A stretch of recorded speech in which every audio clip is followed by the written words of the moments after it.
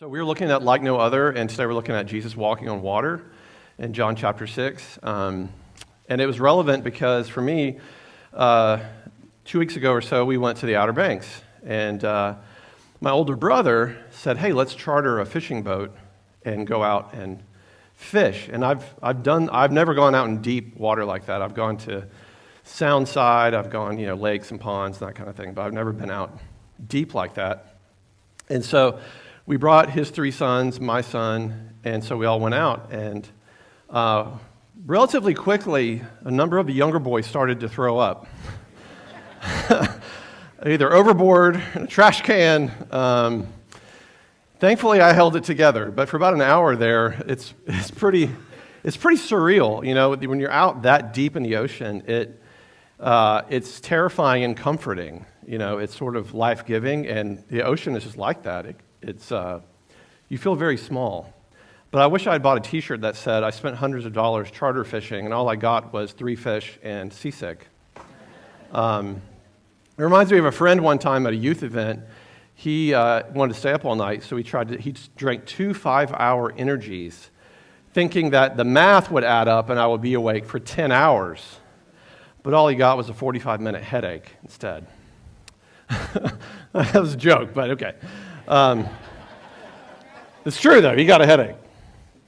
But, it was a timely experience to go out on the boat, and especially when I was told the deeper you go, of course, the rougher the seas would get. And when you're outside of their Outer Banks, on the other side of it, you see what a break in the wave break, those islands are. And so when we look at John chapter 6, we had this account of Jesus walking on water, and it tells us that it wasn't smooth water. It was stormy seas that he was walking on. And, when I was a kid and I hear this story, I'm a visual thinker, so I'm like, was Jesus like surfing? Was he like, going over the waves? Or was he like Moses and just clearing a path and it was just smooth? Or more than likely, the text shows us, it just says he was walking on the sea. He could have just been walking above all of it, just above all of the water. But regardless, here we see John giving yet another miracle. It was starting the whole Gospel of John, all the beginning chapters. John is what we call the Gospel in which he's showing the deity of Jesus. He's showing that Jesus is God. And is repeatedly, one thing after, right, last week was feeding the 5,000. You go in just a verse later, what's happening? He's walking on water. And there's just one thing after another after another. So John is showing us that Jesus is God, the deity of Jesus, and that Jesus has mastery over all evil. He has control over all evil in the world. So for example, earlier in John and throughout the Gospels, you see his power over supernatural evil, over demons and evil forces. He has complete authority over all of those entities, if you will. Physical evil. Jesus has control and authority over death, over illness, healing people. Even hunger, as we saw last week. He's able to manifest bread and fish out of thin air and create these things. And today we're going to see that Jesus even has mastery over natural evil, that thunderstorms, tornadoes, earthquakes, those are a result of original sin. They are not the intent for the purpose and plan of this world. They are they're fruit, if you will, of the fallenness of planet Earth. So we'll see that Jesus even has mastery over the forces of nature, and that he is sovereign over all of it. So in John chapter 6, starting in verse 16, if you brought a Bible, that's great, or you can look on your phone, it's on the screen. When evening came, his disciples went down to the sea, got into a boat, and started across the sea to Capernaum. It was now dark, and Jesus had not yet come to them, which implies they were waiting for him, and he wasn't there yet, so it's getting dark, we need to go. The sea became rough because a strong wind was blowing. When they had rowed about 3 or 4 miles, which is about right in the middle, they saw Jesus walking on the sea and coming near the boat, and they were frightened. But he said to them, "It is I, do not be afraid." Then they were glad to take him into the boat, and immediately the boat was at the land to which they were going. So here we see Jesus last week had authority over physical matter, feeding over, the text says 5,000 men, so it was actually more like 10,000 people, if not more than that he is replicating bread and fish and creating food for people. Here we see Jesus has mastery over the wind and the waves, even over gravity itself, is able to walk above the sea or on the sea, as it says. Other texts, this story is in all the Gospels, of course, at least in Matthew and Mark. And in those texts, it shows that they were actually afraid. It says they were frightened, but they were afraid in those other texts because they thought he was a ghost. They saw him coming, and they thought he was an apparition of some kind. So how is that possible, right? I like to ask practical questions. How in the world could someone walk above the sea or on the sea? There's a fancy theological term called a hypostatic union. You're learning something today. Hypostatic union, which we also can call the mysterious union or the union of wonder, because it's a term that implies how in the world could the deity, the fullness of God, also be in a human frame? And that there's a union there of humanity and divinity, or a hypostasis, if you will, hypostatic union. There's a creed of Athanasius in church history that gives really good teaching about why this is important. Although Jesus, is God and human, yet Christ is not two, but one. He is one, however, not by his divinity being turned into flesh, but by God's taking humanity to himself. He is one, certainly not by the blending of his essence, but by the unity of his person. For just as one human is both rational soul and flesh, so too the one Christ is both God and human. This idea of hypostatic union, of the deity of God being one in flesh, the unity of the Godhead in a human body, is the only reasonable explanation for someone being able to walk across a body of water. The creator of those physical laws is present in the world that he made. So, does anyone here play Minecraft? Anybody? I know there are a few. I know.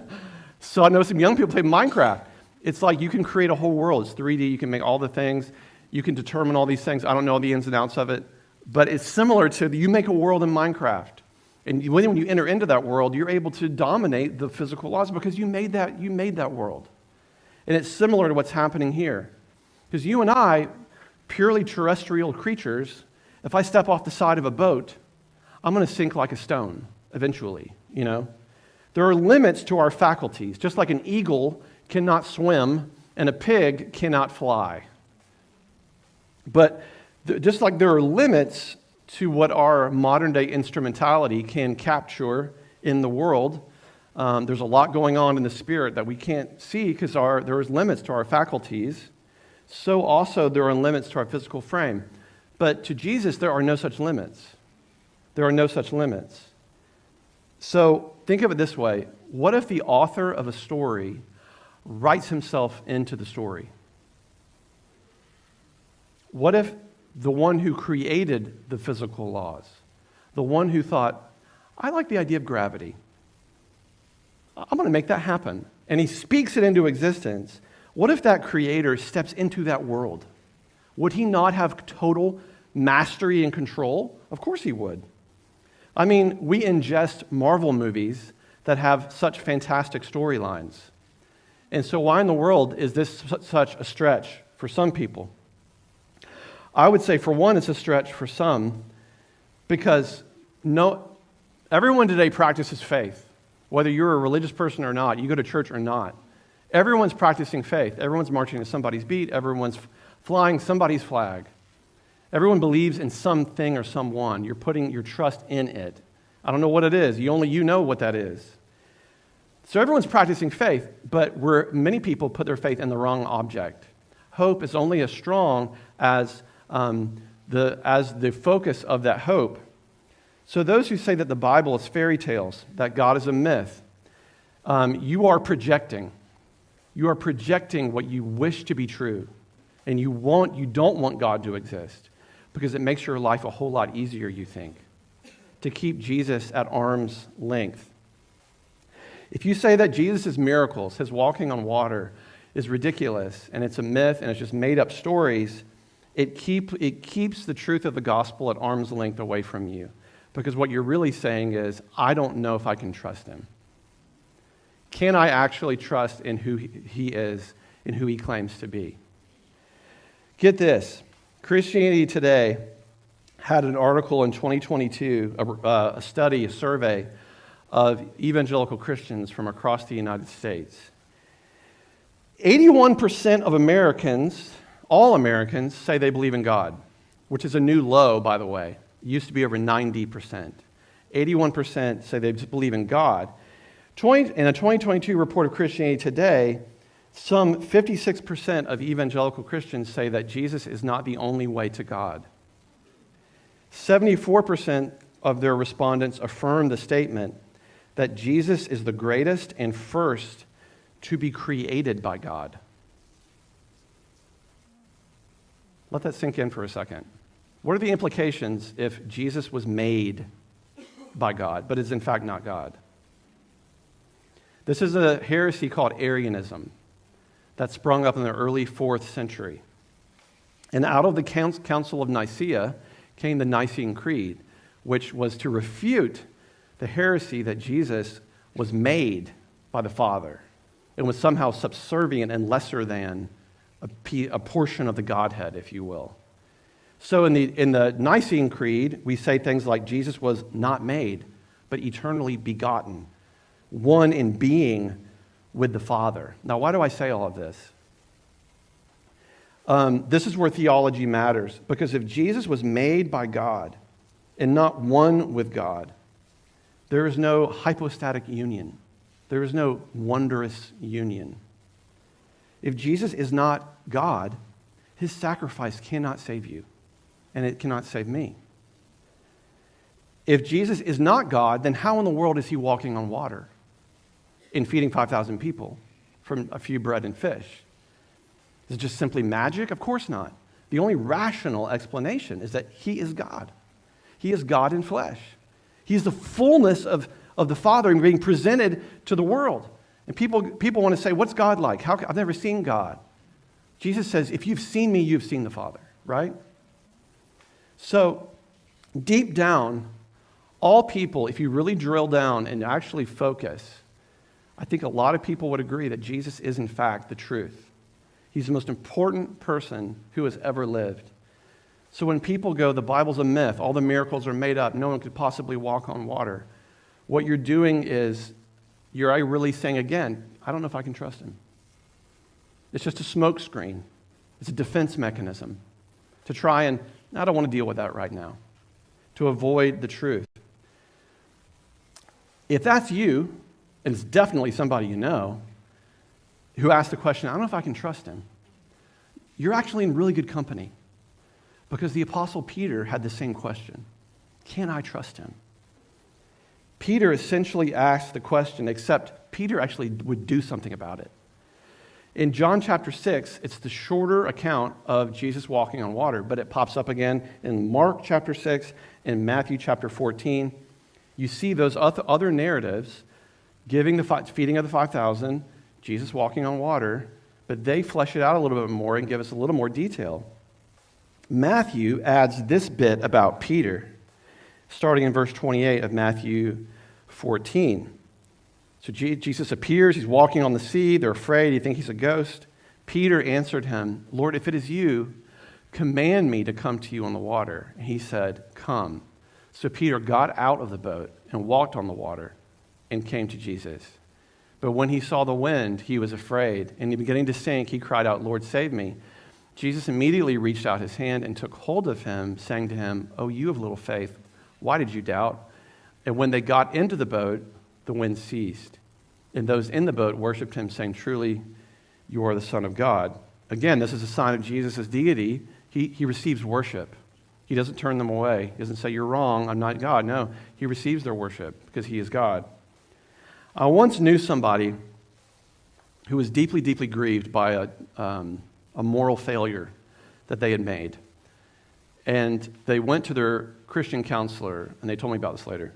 They went to their Christian counselor, and they told their counselor how woefully they had failed someone they loved. And like total failure. And to the point where their spouse then went and did other things in response to what the failure they had made. And it just seemed to pile on this ripple effect of this action. And it was devastating for this person to realize this and didn't even know how to process this. And they had known they had disappointed and failed. Not only had they failed them, but they had failed them to the point that it caused this other person to do horrible things as well. But their counselor, in a moment of clarity, which is a good counselor, looked at them calmly and said, "Who are you to think that you are better than our Lord? For he was singularly unsuccessful with lots of people.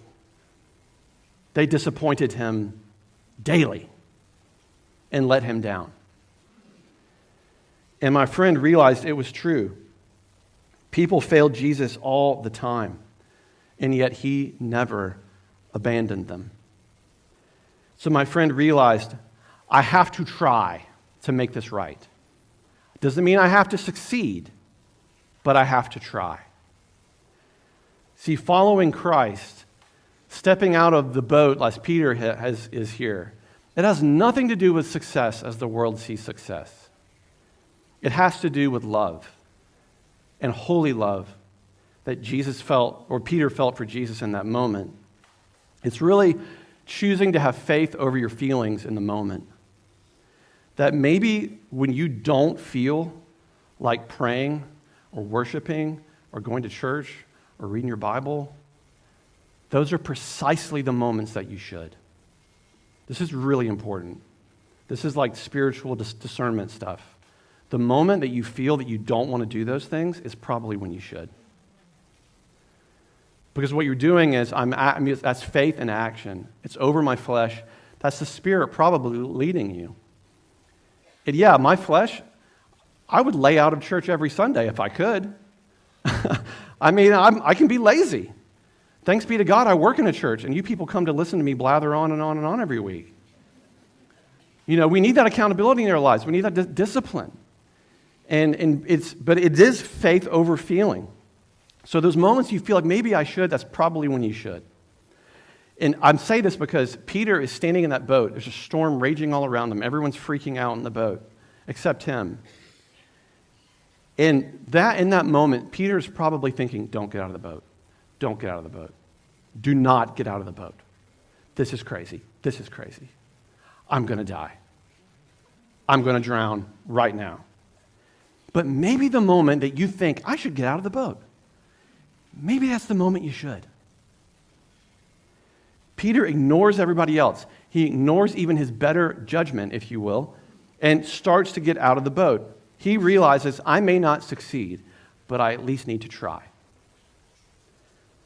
I have to be with Jesus. I have to go to him who can walk on water. I have to try. Attempt the impossible, even though it feels counterintuitive. And I'm sure everything within Peter was just screaming, no, this is madness. What are you doing, Peter? And in the storm, in the waves, they're in the middle of the sea. Jesus, though, was not intimidated by Peter at all. He probably knew Peter was going to do it, maybe, to see what would happen. Who was going to step out of the boat if I walked up on them right now? See, because after feeding the 5,000, there's other accounts in the other Gospels that show people were trying to come at Jesus and make him be their king. They were trying to take him and enthrone him as the new king of Israel. And what does Jesus do? He gets away. He runs away from all of them. The disciples don't even know where he went. He disappears because he knew that's not why he was there. And so in this moment, he's saying to them, no, my kingship's not like this world. I want to see if these disciples understand who I am and why I have come. So again, it's another bit of a test here. Jesus probably knew Peter was going to fail, but he was patient with them in the moment, in the middle of a storm. It's sort of like when you have a small child and you're learning how to walk, right? Like toddlers just learning how to get those steps. You get them on video, I mean, we have so many videos now. I have 3 terabytes in my iCloud. 3 terabytes. Like Jim Gaffigan said, I have more pictures of my children than my parents even looked at me. So many pictures. Don't know how I'll ever see them all in the course of my life. But it's like when your toddler's learning how to walk. And I have to think that's how Jesus looks at you and I. He knows that this was Peter's learning to walk moment. Can you imagine the thrill it was for Jesus to see Peter start to swing that leg over the side of the boat? There had to be some smiles going on to think, oh yes, he's getting it. He's not just listening to the crowd. He's not listening to his better judgment. He's just going for it. He was teaching them how to walk spiritually. He had taught them a resounding lesson in the feeding of the 5,000 to show them with God all things are possible. And when you look in the valley of your life and you see something that's insurmountable and it looks impossible, Jesus is basically teaching all of us today. Don't look at the problem, remember his providence. Don't look at the problem, remember his promise. Go back to the time where I was charter fishing. We had there was the captain on top, and there was our crewmate who was helping us fix the fishing lines and everything. And this kid is just zipping around that boat. I mean, he's like a gazelle. He's just all over the place. And if you've ever been out there, I can hardly stand up on that boat. I was afraid I was going to fall out half the time. And he's on the boat, and he's just rigging up stuff and doing all these things. And I was like, dude, how in the world can you stand up on this boat right now? I cannot do it. He goes, don't be so rigid. So if you stand like this, yeah, you're going to fall over. But he said, if you just relax and go with the ocean in a sense, it gets a whole lot easier. You know, in those moments in life, I think we do have to relax and trust. Don't be so rigid. Trust what's around you. Trust where God has placed you. And then lastly, in John chapter 6, this is a piece of the end of the story that I've often overlooked. In verse 21, they were glad to take him into the boat, and immediately the boat was at the land to which they were going. Again, the Sea of Galilee is, I looked it up, 7.46 miles wide, and they were about 3 miles out, so they were right in the middle of it. And in an instant, John says, they are back at the shore to where they're going. Again, you can just write that off and go, that's just supernatural fantasy. Or, he is Lord over physical matter. He's Lord over gravity. He's Lord over supernatural evil, natural evil. And one of the greatest parts of this story is that in their fears, Jesus speaks to them. His voice calms them down. When they're freaking out, we're all going to die, don't you care about us? He just says, it's me. I'm here. I think sometimes we have to still slow down and let ourselves hear his voice. So I'm going to pray. And as I'm praying, get ready to sing.